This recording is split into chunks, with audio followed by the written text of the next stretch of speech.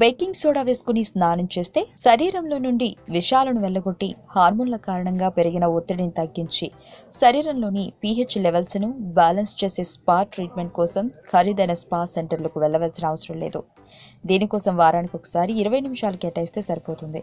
స్నానపు తొట్టి నిండా వేడి నీళ్లు నింపుకొని ఆ నీటిలో కొద్దిగా ఉప్పు, లావెండర్ ఆయిల్, అరకపు బేకింగ్ సోడా కలుపుకొని 20 నిమిషాల పాటు ఆ నీటిలో విశ్రాంతి తీసుకోవాలి.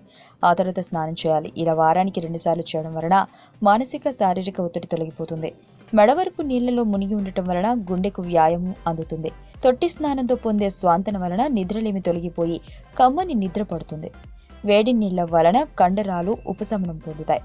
దీని ఫలితంగా నిద్ర ఆవహిస్తుంది. వ్యాయామం ద్వారా కండరాలు, కీళ్ల నొప్పులు తొలగిపోతాయి.